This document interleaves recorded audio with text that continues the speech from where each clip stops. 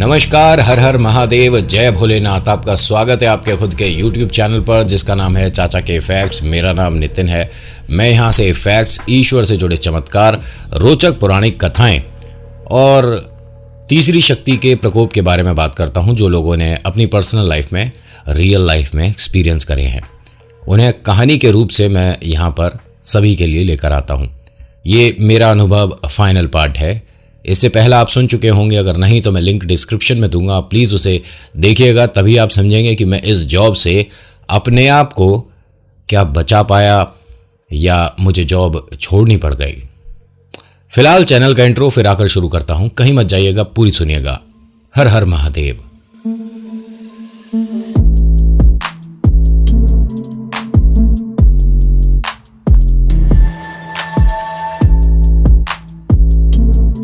होता क्या है कि मैंने जैसे नेहा को सभी कुछ बताया कि मुझे कल रात यहाँ ऑफिस में कुछ वियर्ड सा महसूस हुआ, कुछ अजीब सा महसूस हुआ। हमारे स्टूडियो में मैंने आपको बताया था कि जब हम रिकॉर्डिंग करते हैं तो बाहर अगर कोई आता है तो दरवाज़ों के आसपास कुछ ऐसे सेंसर लगे हुए हैं कि कोई भी वहाँ अगर खड़ा होता है तो अंदर एक लाइट जल जाती है, ब्लिंक होने लग जाती है और हमें पता चल जाता है। हम अपनी रिकॉर्डिंग रोक कर उनसे मिल लेते हैं, बात कर लेते हैं थोड़ा सा एडवांस। वरना पहले कांच लगे होते थे तो सामने वाला अगर कुछ बोल रहा है, इशारे कर रहा है तो दिख जाता था, लेकिन उससे जो रिकॉर्डिंग कर रहा है अंदर वो डिस्टर्ब होता था। इसीलिए प्रॉपर एकदम हार्ड वुडन का, जिसमें आप आर पार नहीं देख सकते, इस तरह का लकड़ी का मोटा दरवाज़ा लगा होता था। मैंने उसे, नेहा को सारी बात बताई कि मुझे रात में ऐसा महसूस हुआ है। उसने कहा दो ही ऑप्शन है तेरे पास, या तो यहाँ से नौकरी छोड़ दे या फिर नितिन अपनी डे शिफ्ट करा ले। मैंने उसकी बात को अहमियत दी, लेकिन आज मेरा यहां ऑफिस में कोई बात सुन नहीं रहा है। क्यों? क्योंकि शायद ये लोग जानते हैं कि मैं किस विषय में बात करने वाला हूं। मैंने भी 10, 15, 20 मिनट लोगों से थोड़ा सा इंटरेक्ट करने की, उनसे बात करने की कोशिश करी। जब मुझे लगा कि कुछ तो अजीब है, ये मुझे इग्नोर कर रहे हैं अभी, तो मैंने भी इग्नोर करना शुरू करा। नेहा से सारी बात वगैरह करके जब लिफ्ट से नीचे उतर रहा था तो 3rd फ्लोर पर लिफ्ट में कुछ प्रॉब्लम हुआ तो हम सभी को वहीं उतरना पड़ गया। अभी तक मन में हल्का हल्का सा डर अपनी जगह बना रहा था, लेकिन डर ने मेरे मन में पूरे पैर कब पसारे जानते हो? जब मैं 3rd फ्लोर से नीचे उतर रहा था, मतलब ग्राउंड फ्लोर के जाने के लिए, थोड़ा हड़बड़ी में था, ध्यान से देख नहीं पाया, लेकिन मुझे सुधांशु दिखा नीचे से ऊपर की तरफ आता हुआ। आप जानते हो ये कौन है सुधांशु? नहीं, पहला पार्ट देखा है आपने? मैंने लिंक दिए हैं डिस्क्रिप्शन में, एक बार सुन लीजिएगा। अब जैसे ही मैंने उसे देखा है तो मतलब ये एक हल्की सी झलक थी उसकी कि भीड़ में वो था, नहीं था, क्या वो ही था, कंफर्म नहीं हो पाया। तो कंफर्म करने के लिए मैं पलटा हूं तो कोई रुका तो खड़ा है, लेकिन ना वो ऊपर जा रहा है ना वो पलट कर देख रहा है, और अपनी हिम्मत नहीं हो रही कि हम 2 कदम चढ़कर उसे चेक करें, क्या ये सुधांशु है? अब मेरी रफ्तार थोड़ी सी तेज हो गई नीचे उतरने के लिए। मैं जल्दी जल्दी जल्दी जल्दी नीचे उतरा हूं, ऑफिस से बाहर आया हूं और सीधा चौधरी को फोन करता हूं। मैंने उससे पूछा कैसा है, सब ठीक है? उसने कहा सब ठीक। नितिन, कैसे याद किया, क्या हुआ, सब सही है? तू बड़ा हड़बड़ा के बात कर रहा। मैंने कहा भाई मैंने अभी, मुझे ऐसा लगता है कि सुधांशु को देखा है। उसने फ़ोन काट दिया। मैंने दोबारा फ़ोन करा, कह रहा यार क्यों ये सब याद दिला रहा भाई, और अभी ऑफिस में हूँ मैं। तू क्या बोल रहा है, कहाँ देखा है? मैंने कहा तू ऑफिस से 10-5 मिनट के लिए बाहर आ, फ़ोन पर बात करनी है ज़रूरी। उसने कहा ठीक है, मैं तेरे को 2 मिनट में कॉल बैक करता हूँ। मैं अपने ऑफिस के बाहर जो हमारी चाय की एक टपरी थी वहाँ जाकर बैठ गया, इंतज़ार किया फ़ोन का। फ़ोन आया, मैंने उसे सारी बातें बताई हैं। तो कहता है वॉइस ओवर मूवी डबिंग, ये क्या कर रहा है तू? मैंने कहा मुझे खुद नहीं पता, और मैंने उसे बताया कि पे आउट अच्छा है, पैसे अच्छे मिल रहे हैं, तो यार क्या प्रॉब्लम है? कह रहा प्रॉब्लम तो नहीं है, लेकिन तू ऐसी जगह जॉब कर पाएगा जहाँ पर सुधांशु हो। अब मन में पहले कुछ और डर चल रहा था, लेकिन चौधरी का मेरा डिस्कशन, सीढ़ियों पर उसे देखना, ये अलग ही दिशा में डर को ले जा रहा था। मैंने उससे कहा मैंने यार उसे कंफर्म नहीं कह सकता कि वो था, लेकिन झलक उसकी लगी है। कह रहे इतने टाइम बाद वो क्यों आएगा वापस? मैंने कहा हम भी तो नहीं जानना चाहते ना, तो अब तेरी क्या राय है, मुझे ये जॉब करनी चाहिए कि नहीं? उसने साफ मना कर दिया, बिल्कुल नहीं करनी चाहिए। और यार नितिन, जो किस्मत में होता है यार वो मिलता है, क्यों टेंशन ले रहा था? मैंने टेंशन देख, बात पैसों को लेकर नहीं है, मुझे यहाँ एक गेम और लग रहा है कि ये फील्ड ऐसी है जहां पर सीट एक होती है और उस पर बैठने वाले 1,000 या 20,000 लोग होते हैं। बड़ी मुश्किल से मिलती है इस तरह की जॉब। क्या मैं इसी फील्ड में कहीं और देखूं? उसने कहा ये ठीक रहेगा। लेकिन तेरे मन में ये क्यों आ रहा है? मुझे ये भी लगता है कि ये लोग इस तरह के गेम या प्लान करके डरा कर मुझे हटाना चाहते हो। चौधरी ने कहा कि हो सकता भाई, पॉसिबिलिटी है, प्राइवेट जॉब्स में ये सब चलता तो है। एक काम करते हैं, आज सब जने मिलते हैं, बात करते हैं। तूने फैमिली में बता? मैंने कहा किसी को नहीं बताया, मॉम डैड को नहीं, भैया भाभी, किसी को कुछ नहीं बताया मैंने, पहला फ़ोन तुझे ही किया है। उसने कहा ठीक है, मैं शाम को आता हूँ। अब मैं इंतज़ार कर रहा हूँ उसका। 8 बजे करीब ये चौधरी और मेरे जो 2 एक मित्र थे सब आते हैं। अब हम सब अपने घर के बाहर ही बैठे हैं, ठीक है। मेरे घर के बाहर बहुत बहुत ज़्यादा बड़ा ग्राउंड, और ग्राउंड में बहुत सारे पेड़ हैं। मतलब ये मानिए कि सामने की कॉलोनी दिखती ही नहीं है, इतने पेड़ हैं। मतलब सामने की कॉलोनी बोल रहा हूँ, सामने के घर नहीं दिखते हैं। रात में आज से पहले ये पेड़, ये ग्राउंड, ये जगह डरावना नहीं था, लेकिन आज मुझे यहाँ बैठने में डर लग रहा है। अब इन सभी ने कहा कि तू ऑफिस कब जाएगा? मैंने यार आज मैं जा ही नहीं रहा, और बोल दूंगा, कुछ भी कह दूंगा, लेकिन मैं नहीं जा रहा आज। तो उन्होंने कहा ऐसा हो सकता है क्या हम सब चलें और देखते हैं कि कौन है जो कि तेरे साथ मजाक कर रहा है? मैंने यार पॉसिबल तो है, ऑफिस में कोई होता तो नहीं है, लेकिन क्या मैं अपने सीनियर से बात करूं? कह रहा क्या ज़रूरत है यार सीनियर से पूछने की, वो जो सोनू है हम उसे बता देंगे ना कि हम सब इसके फ्रेंड हैं, ये अपना काम ख़त्म करके हमारे साथ चला जाएगा और लेट नाइट कोई मूवी देख लेंगे। मैंने ये भी ठीक है। मैंने घर पर, मतलब हमने सभी ने घर पर खाना खाया और हम ऑफिस के लिए 10 बजे करीब चौधरी की गाड़ी से निकल गए थे। करीब 11 या 11 बजने में 10 मिनट के आसपास हम ऑफिस पहुंचे। तो ऑफिस में सीनियर भी हैं और वो जो मोस्ट सीनियर मैडम थी वो भी हैं। मेरे सारे फ्रेंड मेरे साथ हैं, मतलब हम 4 लोग। मैंने उनसे कहा कि मैम हमें कहीं जाना है और क्या ये गेस्ट रूम में बैठ सकते हैं मेरे फ्रेंड्स वगैरह, जब तक मैं काम ख़त्म कर लूँगा। उन्होंने कहा हाँ हाँ कोई इशू नहीं है, आप आराम से बैठो और जब जाना हो जा सकते हो, कोई इशू नहीं है। और अगर ऑफिस देखना है तो देख सकते हैं, कोई प्रॉब्लम नहीं है। बाहर से लोग आते हैं ऐसे, भाई आपके रिलेटिव आ रहे हैं, आपके फ्रेंड आ रहे हैं, तो ऐसा थोड़ी ना कि जो हमारे ऑफिस का बंदा है उसके घर वाले, उसके रिलेटिव ऑफिस नहीं देख सकते। देख सकते, नो इशू नितिन। बड़ा अच्छा सा स्वभाव था इनका इस समय। जब इन सबको मैंने वहाँ बैठा दिया, कॉफ़ी वगैरह इनको ऑफ़र कर दी और ये अपना बिज़ी हो गए, तो मैं अपने स्टूडियो में आ गया। तभी ये दोनों भी आते हैं और कहते हैं कि कल कुछ यहाँ हुआ है, तुमने हमें बताया नहीं है। क्या हुआ था? मैंने सारी बात बताई। कह रहे ये भी तो हो सकता है नितिन कि लाइट में कोई प्रॉब्लम हो, तुमने अपने मन में डर बैठा लिया। और तुम नेहा से क्या बोल रहे थे? यहाँ कुछ भूत प्रेत हैं? अरे हैं तो ऊपर है ना, इस वाले फ्लोर पर थोड़ी ना है। ये जो बोला ना इन्होंने कि है तो ऊपर वाले फ्लोर पर है, यहां थोड़ी ना है। तो मुझे तुमने ऊपर वाले फ्लोर पर रिकॉर्डिंग के लिए क्यों भेजा था? मेरे साथ चेक कर रहे थे, ट्राई खेल रहे थे। मैं यहां पर थोड़ा सा तेज बात करने लग गया उनसे। मैं अभी की अभी आपकी जॉब छोड़ता हूं, मुझे नहीं करनी। और ये जो मैंने रिकॉर्डिंग करी है ना अभी तक, जो भी आपके पास पहुंची है, ये आप रख लो, दान दिया मैंने। और मैं वहां से गुस्से में जैसे ही बाहर चला, उन्होंने मुझे रोक लिया कि तुम हमारी बात समझे नहीं, 1 मिनट रुको, शांति से मेरी बात सुनो। हाँ, ऊपर वाले फ्लोर पर कुछ है, लोगों ने अजीब सा कुछ महसूस करा है, लेकिन हम आज के ज़माने के हैं, हम बिलीव नहीं करते। उनका ये कहना, ये मानो कि मुझे हल्की सी एक एनर्जी के साथ वापस उस ऑफिस में रुकने पर मजबूर कर गया।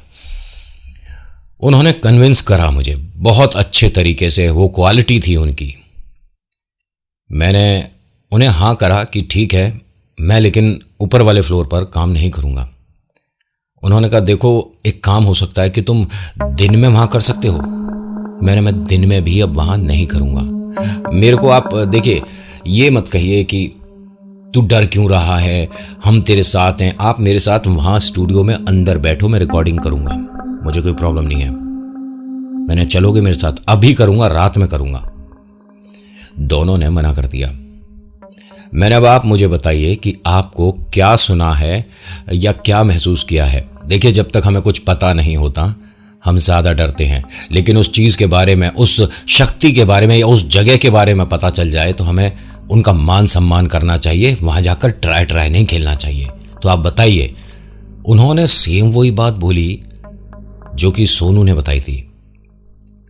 ये पूरे ऑफिस का एक मिली भगत तो था नहीं, क्योंकि ये सीनियर मोस्ट हैं और ये सोनू के साथ उस बात को डिस्कस करके मुझे क्यों डराएंगे। मैंने उनसे कहा, मैम अगर ऐसा है तो मैं आज के बाद ऊपर वाले फ्लोर पर रिकॉर्डिंग नहीं करूंगा।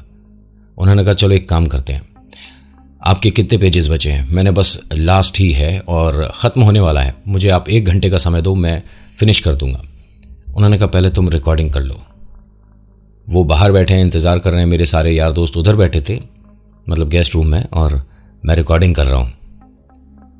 आज रिकॉर्डिंग के समय जो फाइल जब हम रिकॉर्ड करते हैं तो इस तरह से हमारे बार्स चलते रहते हैं वॉइस के, हमें नोट पता पड़ते हैं कि कितना हम मॉड्यूलेशन कर रहे हैं, आवाज़ कितनी ऊपर जा रही है, कितनी मैं धीरे बोल रहा हूँ, कितना साइलेंट बोल रहा हूँ, कितना ऊपर जा रहा हूँ, कितना, मतलब समझ रहे हो जो समझा रहा हूँ।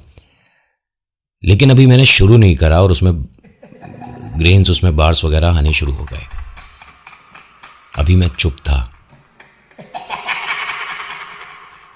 मैंने बहुत देर तक, तकरीबन 1-1.5 मिनट तक ये चीज़ नोटिस करी है कि कुछ रिकॉर्डिंग हो रही है। और ऑफिस में इस तरह की सुविधा थी कि जो मैं रिकॉर्ड कर रहा हूँ ये बाहर भी लोग सुन सकते हैं। मैं जब दरवाज़ा खोला है तो हमारी सीनियर मैडम, हमारे वो बॉस सोनू और मेरे चारों दोस्त अपने कान पर इस तरह से हाथ लगाए खड़े हैं। क्या कर रहा था ये, क्या बोल रहे हैं? मैं आप लोगों से मिलने आया था कि क्या आपको भी कुछ आवाज आ रही है। मैंने तो रिकॉर्डिंग शुरू नहीं करी अभी। रिकॉर्डिंग शुरू नहीं करी है नितिन, क्या तुम मतलब झूठ बोल रहे हो? मैंने कहा, मैं सच में, आप कैमरे पे देख सकते हो, मैंने रिकॉर्डिंग करी ही नहीं अभी शुरू। यहां इन्हें अब मेरी बात पर भरोसा नहीं हो रहा था।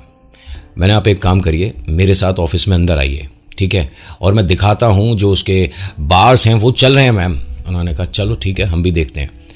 अब मेरे चारों दोस्त, मैडम और ये हमारे बॉस, सभी जने अंदर हैं। और सोनू से कहा कि तू बाहर सुनना, नितिन क्या कुछ बोल रहा है। सोनू को बाहर छोड़ा था। दरवाजा बंद हुआ। मैं शांत हूं, सब लोग शांत हैं, सबके फोन ऑफ करवा दिए थे और वापस उसमें उसी तरह के ग्रेन्स, उसी तरह के बार्स वगैरह चलने शुरू हो गए। और बाहर सोनू के चिल्लाने की आवाज आई। जब दरवाजा खोला था तो सोनू एक चेयर पर बैठा था और ये मानो कांप रहा था बहुत ज्यादा। मैडम ने उसे बहुत तेज तेज आवाज दी कि सोनू क्या हुआ, तू ऐसा क्यों कर रहा है? एक तरह का मतलब शारीरिक समस्या हो सकती है किसी की, लेकिन सोनू नॉर्मल था और वास्तव में कुछ उसने महसूस किया उस समय। पानी वानी पिलाया उसे। तकरीबन आधे घंटे में ये नॉर्मल हुआ। इससे पूछा कि तूने क्या देखा था? कह रहा, मुझे ये मानो आप कि आप जब सब अंदर चले गए थे, वापस से इतने सारे लोग अंदर जाते से मुझे दिखे। मतलब मैं उन्हें कैसे वो बता रहा था, उसने एक शब्द का इस्तेमाल किया था कि परछाई सी दिखी थी। ठीक है, सिर्फ परछाई सी थी और कई सारे लोगों की एक साथ इस कमरे में अंदर आई है। जब ये सुना तो अब मेरा इस कमरे में भी रिकॉर्डिंग पर से मन हट गया। मैंने, क्या बोल रहा है यार, कितने? कह रहा, बहुत सारे हैं, 1-2 नहीं है। मैंने मैम से कहा कि मैम मुझे माफ करो, मैंने ये लास्ट के पेजेस रिकॉर्ड ही नहीं करने, किसी और स्टूडियो पर जाकर उनको पे करके मैं वहां रिकॉर्ड करके भेज दूंगा, लेकिन मैं नहीं कर सकता। अब यहां मैम ने कहा कि आप सब एक काम करिए, आज ऑफ लीजिए सभी लोग, और सोनू तुम भी ऑफिस बंद करो और तुम मेरे साथ चलो, मेरे घर पर जो गेस्ट रूम है वहां सो जाना, आ जाओ। सभी लोग ऑफिस से बाहर आ गए। ऑफिस का जब डोर लॉक कर दिया, और कांच का था जो फ्रंट था, ठीक है, फिर मेन एक थोड़ी सी जगह छोड़कर कुछ फ्लावर पॉट्स गमले वगैरह रखे थे, फिर चैनल था, वो उस तरह का चैनल होता है ना लोहे का जो बंद कर देते हैं। जब चैनल बंद किया है तो अंदर पूरी चहल पहल सी सुनाई दी है सभी को, और रुक के सुना है सबने। जो लोग चले गए थे उन्हें भी वापस बुलाया है मैडम ने कि अंदर कोई रह गया है क्या। मैंने कहा मैडम अंदर तो कोई भी नहीं रहा है, हम सब बाहर हैं, और जो मेरे फ्रेंड हैं उनमें से 2 जने चले गए थे, उन्हें भी बुलवाया है, वो भी आ जाते हैं। कहते कि नहीं सारे जने यही हैं। अब किसी की हिम्मत नहीं हो रही है कि चैनल खोलकर, कांच का दरवाजा खोलकर अंदर जाकर लाइट जलाकर देखे कि कौन रह गया, कौन जाएगा अंदर। मैम ने कहा अगर कोई रह गया और हम चले गए तो प्रॉब्लम हो जाएगी। मैंने कहा मैडम पूरे ऑफिस में कोई नहीं है, आप यकीन करिए, सोनू से पूछ लीजिए। सोनू ने कहा कि मैम कोई नहीं है ऑफिस में। अब जाने का मन भी है, लेकिन अंदर ऑफिस में जाने पर डर भी लग रहा है, तो सब क्यों ना एक साथ चलें। मैंने कहा जी मैं तो नहीं जाऊंगा और मेरा कोई फ्रेंड भी नहीं जाएगा, आपका ऑफिस है, आपने चेक करना है, हम नहीं जाएंगे। इनमें से किसी की हिम्मत नहीं हुई ऑफिस खोलकर अंदर जाने की। बस सीढ़ियों से ये मानिए कि रफ्तार के साथ सभी उतरे हैं, लेकिन सभी की रफ्तार पर एकदम से ब्रेक लग गए जब ग्राउंड फ्लोर पर पहुंचे हैं। ग्राउंड फ्लोर पर कांच का वो जो दरवाजा था जिसे खोलकर हमें बाहर जाना था, उस दरवाजे से ठीक सटा हुआ कोई बैठा हुआ था जमीन पर, जिसके बाल लंबे थे। ये आकृति हो सकती है क्योंकि हम जब उतर रहे हैं, ये सीढ़ियों की जो भी लाइटें हैं ना सब ऑफ रहती हैं, सब बंद रहती हैं। कहीं कहीं छोटी छोटी हल्की हल्की लाइटें जलती हैं जिससे आप बस सीढ़ियां देख पाएं कहाँ है, कैसे उतरना है। प्रॉपर लाइटिंग नहीं, वो जो एक बढ़िया वाली ऑफिस की लाइटिंग होती है ना, वो नहीं थी अभी। और ये रात का काफ़ी देर हो जाते तो वैसे भी बंद कर दी जाती थी। सभी लोग रुक गए और बाहर निकलने का एकमात्र यही रास्ता है। मैडम आती हैं और पूछती हैं कि रुके क्यों हो, क्या हुआ। मैंने कहा मैम कुछ प्रॉब्लम दिख रहा है। मैम ने कहा कहाँ पे है, क्या हुआ। मैंने कहा डोर से जाना है। और मैडम अब कैसे क्या बताऊं, और सभी को दिख रहा है। मैडम ने कहा कि क्यों झूठ बोल रहे हो, मुझे तो कोई कुछ नहीं दिख रहा यहाँ। मैंने कहा मैम आप हमारे को ना हिम्मत बढ़ाने के लिए झूठ मत बोलो, ये सामने मैडम आपको दिख नहीं रहा है नीचे कोई बैठा हुआ है। उन्होंने कहा ये अब तुम ज्यादा कर रहे हो नितिन, हटो। अब वो हमें हटो बोलकर तो ऐसे जा रही थी कि जैसे पता नहीं कितनी निडर हूं, और वास्तव में उन्हें शायद दिख ही नहीं रही थी।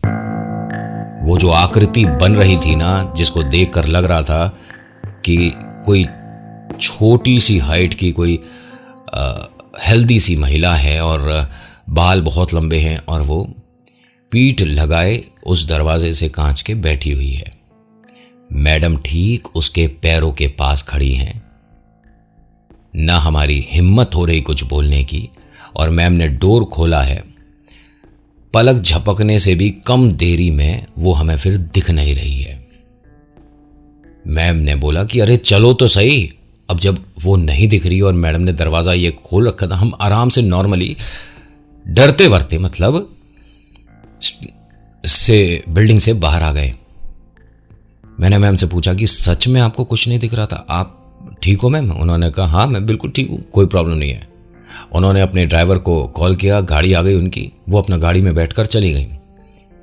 यहां चौधरी ने एक बड़ी अजीब बात बोली कि नितिन कहीं ये उन्हें साथ तो ना ले गई।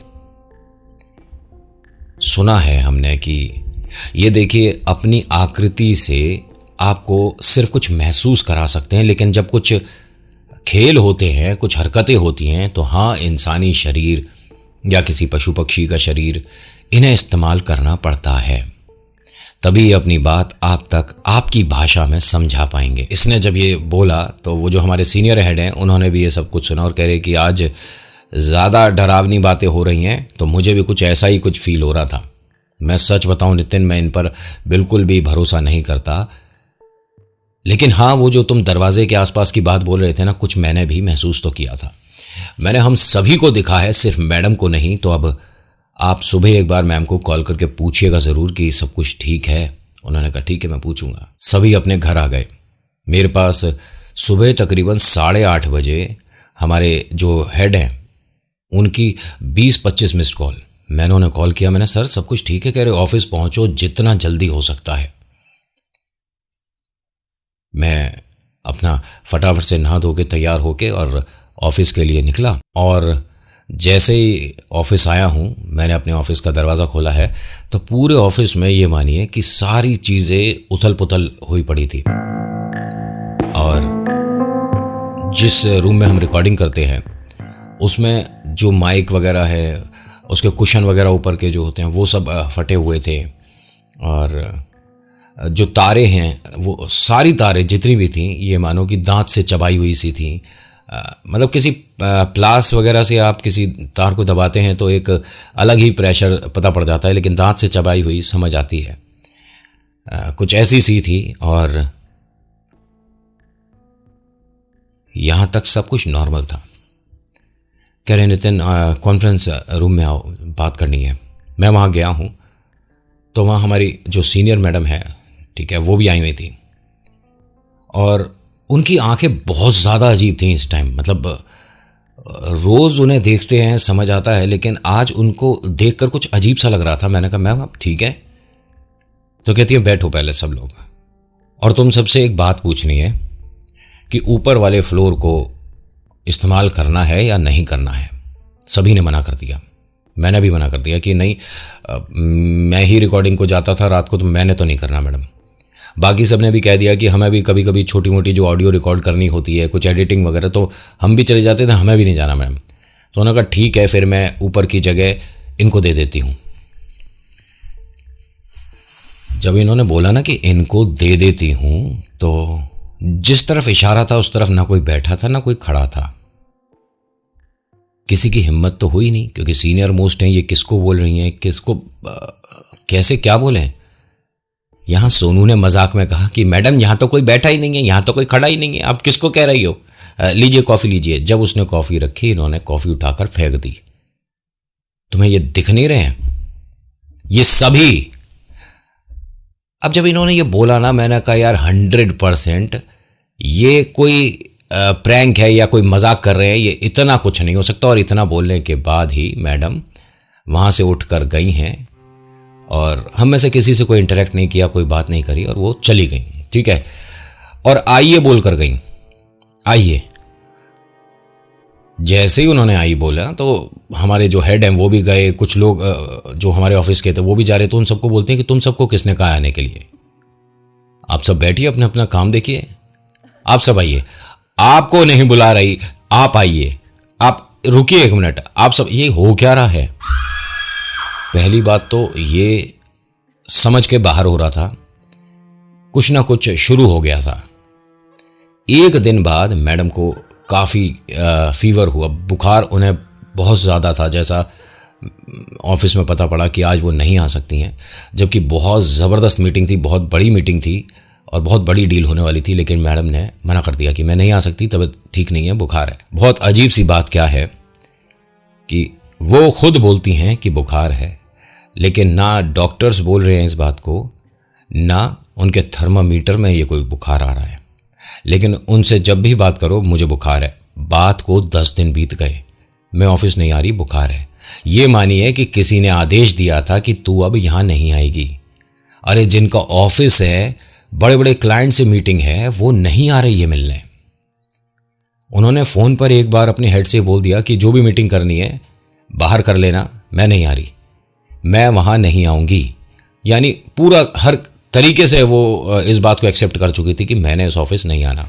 मैंने मैम को फ़ोन किया, मैंने पूछा कि मैम कुछ भी आपको लगता है ना वियर्ड सा, या आपको कुछ ऐसा जो कि आप डिस्क्राइब नहीं कर सकती, तो मेरे पास एक सुझाव है बहुत अच्छा। मेहंदीपुर बालाजी चलते हैं सभी लोग, पूरा ऑफिस, ठीक है, और आप यकीन मानिए कि अगर आपके साथ कोई बाधा है तो वो हट जाएगी। तो मैम ने कहा कि तुम क्यों नहीं हो आते फिर? उन सबको लेकर तो आप ही आए थे नीचे, जैसा मुझे पता चला है, और मुझे बात नहीं करनी है, मुझे नहीं जाना किसी मंदिर वगैरह। यार यहाँ बड़ा अजीब लगा मुझे, क्योंकि उन्होंने जो बोला कि तुम ही लेकर आए थे, और एक बार सोनू पहले बोल चुका था कि सर आपके साथ तो नहीं आ गए। मैं ऑफिस से तकरीबन हमारे 1 या 1.5 किलोमीटर दूर पर एक माँ भवानी का मंदिर था। ठीक है, मैं अपना बाइक लेकर वहाँ गया हूँ और वहाँ पे जो पंडित जी थे, मतलब अपने मन की ऐसे ही बात उन्हें बोल दी। तो उन्होंने कहा कि कौन से ऑफिस में हो। उन्होंने मेरे बोलने से पहले उस बिल्डिंग का नाम बोल दिया जहाँ मेरा ऑफिस था। मैंने आपको कैसे पता? कहते बेटा वहाँ तो बहुत बहुत बार हो चुका है, सुना है, और वो हो सकता है अब अगले साल 2 साल में ऑफिस सारे शिफ्ट हो जाएंगे। मैंने कहा मतलब इतनी बढ़िया, इतनी बेहतरीन बिल्डिंग। कह रहे जब वो सब आ जाते हैं तो ये बेहतरीन वगैरह बिल्डिंग जो है खंडर होने में समय नहीं लगता है।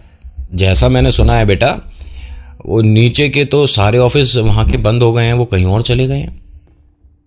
लोग तो बहुत दिख रहे थे वहाँ पे काम करने वाले। क्या ये सारा सामान शिफ्ट करने वाले थे? पूरी बिल्डिंग में क्या सिर्फ हमारा एक ऑफिस था? मन में कुछ सवाल आने लग गए मेरे। जिनके साथ मैं काम कर रहा हूं, क्या ये सब लोग ये बातें जानते थे? वहां माँ दुर्गा के सामने ये मानिए कि मैं अपनी हिम्मत बढ़ाने गया था। और आपको बड़ा अजीब लगेगा, उस वक्त कंठस्थ नहीं थी हनुमान चालीसा। मन में डर इतना बैठ गया था कि मैं सही से पढ़ नहीं पा रहा था। वापस ऑफिस पहुंचा हूं। ऑफिस में मैंने नीचे वाले फ्लोर पर एक पूरा लंबा चक्कर लगाया। यकीन मानिए 100 में से 70% बंद थे। उससे ऊपर वाले फ्लोर पर भी यही सब था। अब मैं सीढ़ियों के जरिए अपने ऑफिस तक आया हूं। ऑफिस में सभी शांत हैं, डर में हैं, और कोई किसी से ढंग से बात नहीं कर रहा है, ढंग से किसी को कोई जवाब नहीं दे रहा है। मैं पहुंचा हूं। मैंने कहा कि आप सभी से एक कॉन्फ्रेंस रूम में बात करनी है मुझे, क्या आप आ सकते हो? सभी लोग, सब इस मतलब बड़ी अजीब सी एक सिचुएशन थी ये। सभी ने मेरी बात को अहमियत दी और मेरे साथ आए। मैंने कहा मेहंदीपुर बालाजी चलते हैं। सच में वहाँ पर बहुत बड़ी बड़ी समस्याएं दूर हो जाती हैं, मेहंदीपुर बालाजी चलते हैं। उन्होंने कहा कि लेकिन जाना क्यों है? अभी टूर ट्रिप का कभी बनेगा तो जाएंगे ना। मैंने कहा ये घूमने के लिए नहीं बोल रहा हूँ मैं, ये जो समस्या आ गई है ना, इसके लिए बोल रहा हूँ कि आप प्लीज़, आप सभी से मेरी रिक्वेस्ट है कि बालाजी के दर्शन के लिए प्लीज़ चलो। एक भी तैयार नहीं हुआ जी वहां पर, एक भी। मैंने आप में से कोई नहीं चलना चाहेगा। कह रहे कि हम तो नहीं, एक बार नेहा को फ़ोन करके पूछ ले। नेहा वैसे अभी 3 दिन की छुट्टी पर है। मैंने कोई बात नहीं, अगर वो छुट्टी पर है तो अपना एंजॉय करे, उसे क्यों स्ट्रेस दूंगा, कोई बात नहीं, आप मत चलिए। मैंने मैम को कॉल किया कि मैम मैं 2-1 दिन का ऑफ लेना चाहता हूँ, मैं बालाजी जा रहा हूँ, मेहंदीपुर बालाजी। तो बोलती हैं कि जा पाए तो चला जा। तो मैंने कहा कि मैडम आप ठीक हो? आप अभी भी मुझे ऐसा लग रहा है कि कोई समस्या है। कह रही नितिन मैं बता नहीं सकती, लेकिन हाँ कुछ मेरे साथ घर तक आया है। अब मैं कैसे बताऊं या क्या बताऊं, मुझे कुछ नहीं समझ आ रहा। मुझे शीशे में जब मैं अपने आप को देखती हूं तो अपनी ही शक्ल मुझे बड़ी अजीब लग रही है। मैं यकीन नहीं मानोगे, मिरर के सामने आने में मैं डर रही हूं। और ये एक सिम्टम होता है उनका आपके पास आ जाना, ये इशारे हैं। आपको मीठा खाना ज़्यादा पसंद आएगा। आप जब भी किसी से बात करोगे तो चिड़चिड़ापन जल्दी आ जाएगा। आप खाना जल्दी जल्दी खाओगे। आप शीशे के सामने डर जाओगे। ये सब इनके साथ हो रहा है। अब मैंने मैडम से जब ये सुना कि मुझे इस तरह से सब कुछ लग रहा है, मैंने ठीक है मैं आपसे बाद में बात करता हूँ। वापस मैं ऑफिस आया। मैंने जो हमारे हेड हैं उनसे मैम के हस्बैंड का नंबर लिया, उन्हें कॉल किया। मैंने कहा सर ऐसे ऐसे है कि मैम की ये जो समस्या है। तो वो कहते हैं कि आपको समझ आ रहा है कि आप क्या बोल रहे हो? भूत प्रेत, आत्मा चुड़ैल, वाह कौन से ज़माने में चल रहे हो? मैंने जी इसी में चल रहे हैं हम तो। बाकी अगर आपको अभी भी मजाक लग रहा है कि इस तरह की कोई शक्ति नहीं होती है तो आप इंतज़ार करते रहो, आपको आपके घर में कुछ दिखने लग जाएगा। तो कहते हैं कि अच्छा इसका मतलब जब वो रात में बड़बड़ाने लग जाती है तो इसका मतलब वो भूतों से बात कर रही है। क्या बोल रहे हो तुम? अरे बहुत से लोग खर्राटे लेते हैं, तो क्या वो किसी से संपर्क कर रहे हैं, बात कर रहे हैं? मैंने आपको मजाक लग रहा है? उनकी बात सुनिए कि वो क्या बोल रही हैं। नींद में बोलने बड़बड़ाने की आदत बहुत लोगों को होती है, मैं मानता हूं। नींद में खुली आंखों से बड़बड़ाना बात करना हो सकता है सर। सुन के देखा है वो क्या बोल रही हैं? तो वो क्या बोलते हैं, गुस्से में बात कर रहे हैं मेरे से कि जब मैं स्टडी कर रहा था 2 दिन पहले, अपने दूसरे रूम में था, वो अपने रूम में एक जगह नीचे बैठी हुई है, ठीक है, और सामने किसी से बात कर रही है। मैंने उससे पूछा क्या है ये सब कुछ, तो कह रही है कि हमें बात करने दो, आप जाओ यहाँ से। मैं भी आ गया कि हो सकता है कि तुम्हारे किसी फंक्शन की रिहर्सल कर रही है या कुछ, कोई तुमने कहीं मूवी बना रहे हो, कोई सीरीज बना रहे हो, मुझे क्या पता क्या चल रहा है। मैंने कुछ नहीं बना रहे हम। फिलहाल तो आप मैडम को लेकर मेहंदीपुर बालाजी चले जाओ।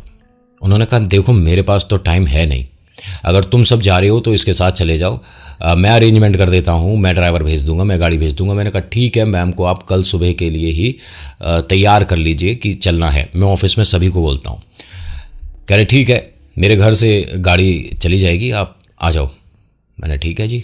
मैंने ऑफिस में सभी से दोबारा रिक्वेस्ट करी हाथ जोड़कर, तो सिर्फ सोनू तैयार हुआ कि भैया मैंने अभी बालाजी के दर्शन करने हैं, आप सब तो खैर यहाँ पर बड़े बड़े हो, मैं चल सकता हूँ। मैंने कहा बिल्कुल चलेगा यार, और अब तो मुझे एक साथी मिल गया, मुझे अब किसी को पूछना भी नहीं, आप सब करो अपने काम, ठीक है, कोई टेंशन नहीं, मैं और सोनू और मैडम चले जाएंगे, और जिसकी किस्मत होगी वो वहाँ तक पहुँच जाएगा।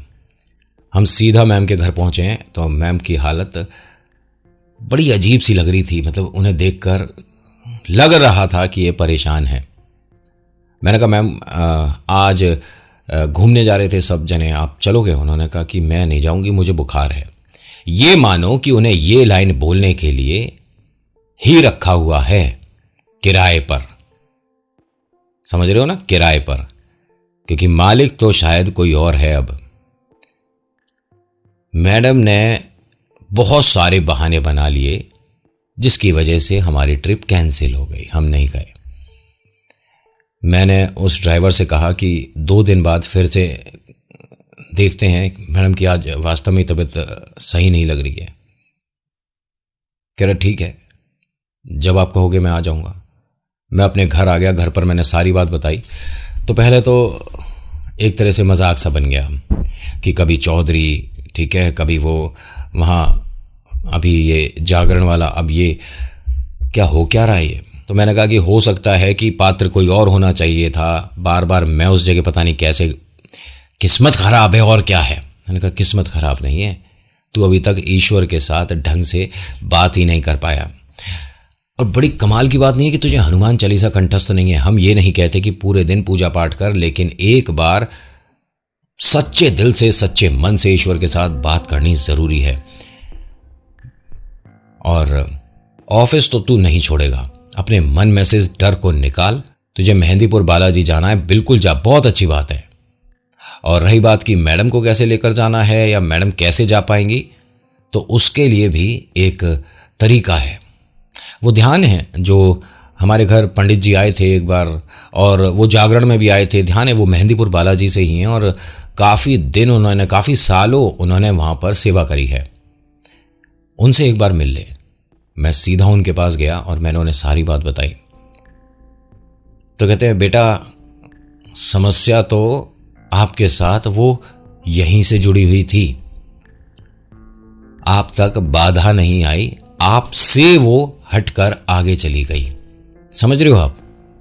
मैंने कभी नहीं समझा। कह रहे ध्यान है कि तुम्हारी मोटरसाइकिल पर उन दोनों ने या किसने कुछ बांधा था। आप ऑफिस किससे जा रहे हो? मैंने उसी से। कह रहे ध्यान से देखो, वो अभी धागा पूरा खुला नहीं है, जो भी चीज बंधी हुई थी।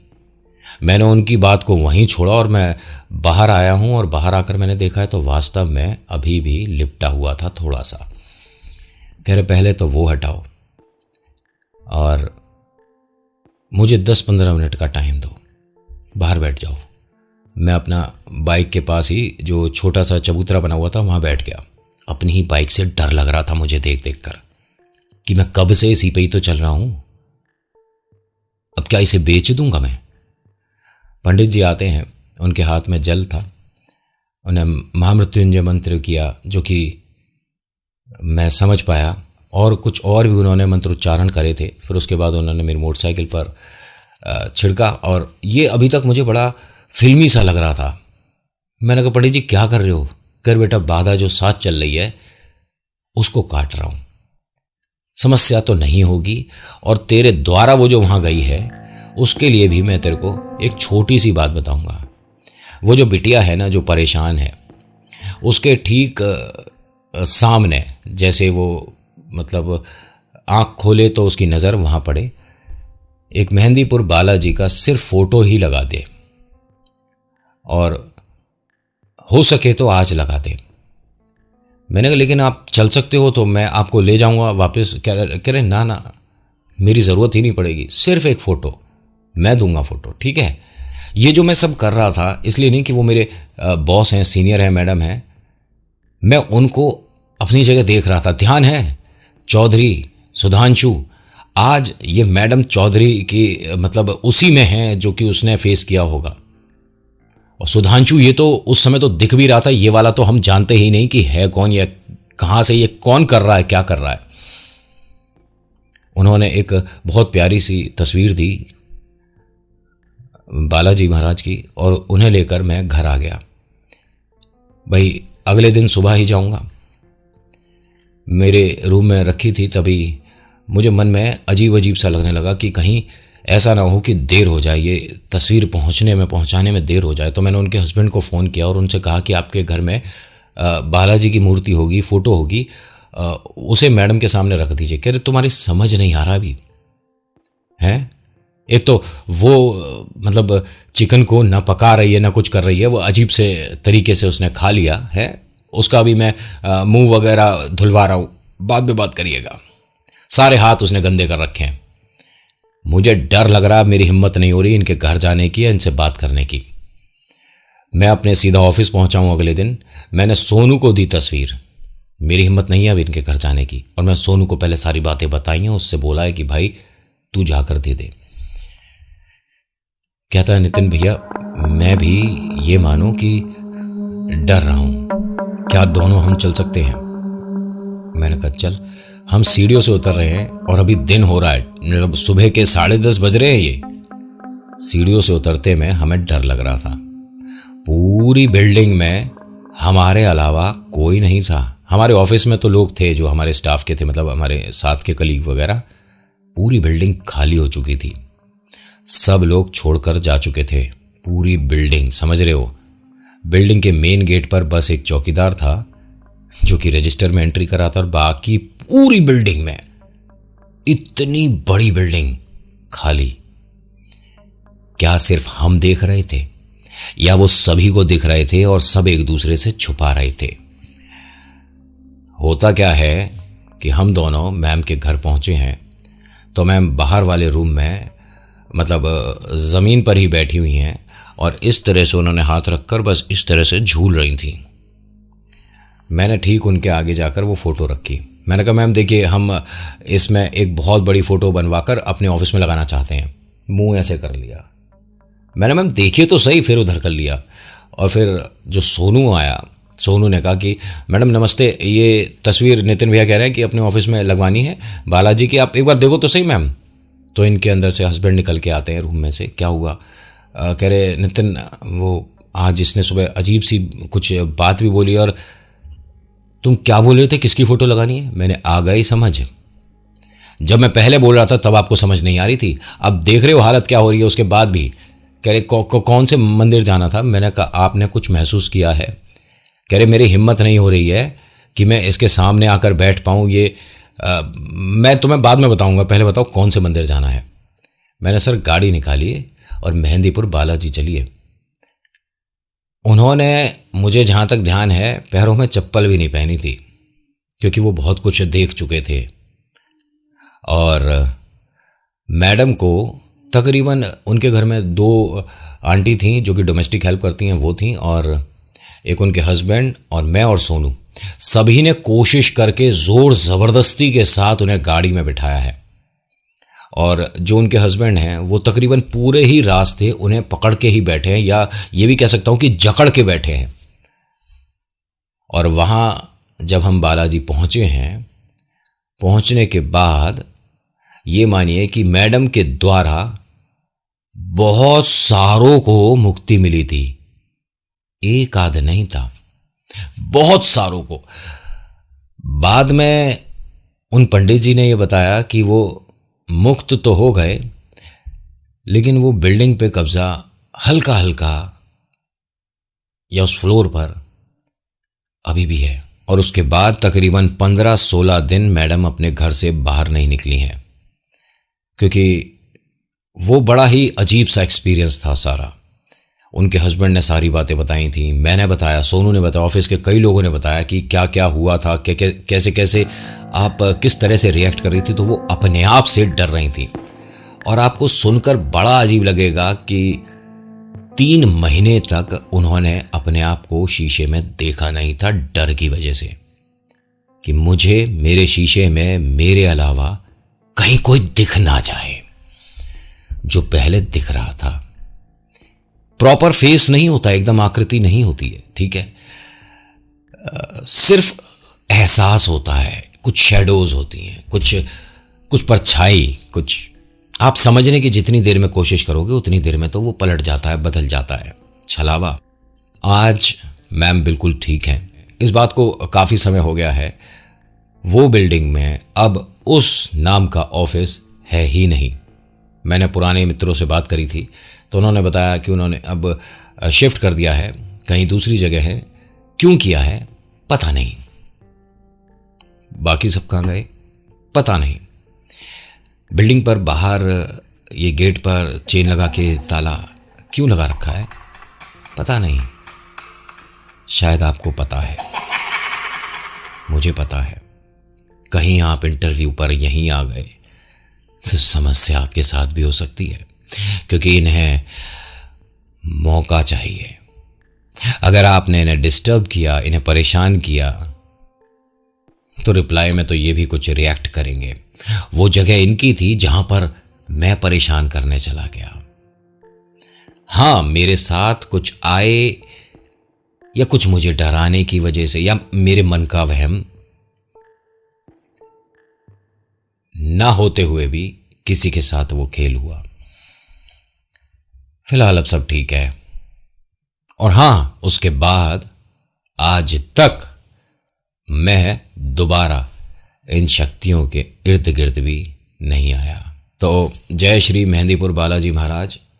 बाबा ने ऐसी मेहर करी है कि आज की डेट में भी वो मैडम बिल्कुल ठीक है, नॉर्मल है, लेकिन पूरे साल में अगर वो 3-4 बार मेहंदीपुर बालाजी नहीं गई तो ये मानिए कुछ छूट गया। खैर, आज की वीडियो में इतना ही। आज की ये वीडियो आपको कैसी लगी मुझे बताएगा ज़रूर। अच्छी लगी तो लाइक शेयर सब्सक्राइब करिएगा। कमेंट में लिखिएगा जय श्री मेहंदीपुर बालाजी महाराज, आपका नाम आपकी जगह। मैं कभी भी आपको ये नहीं कहूँगा कि आप ईश्वर की आस्था ना करो। भगवान को हमेशा अपने साथ रखो, आपके आसपास से ये शक्तियाँ अपने आप जगह छोड़ देंगी। साफ सीधे शब्दों में बता दिया। अब बाकी आपकी इच्छा है कि आप सच मानो, झूठ मानो, इन शक्तियों को मजाक समझो। मैं नहीं समझता। So thank you so much for watching. मेरा नाम नितिन है। मुलाकात करूंगा आपसे एक अगली वीडियो में। हर हर महादेव, जय भोलेनाथ। धन्यवाद।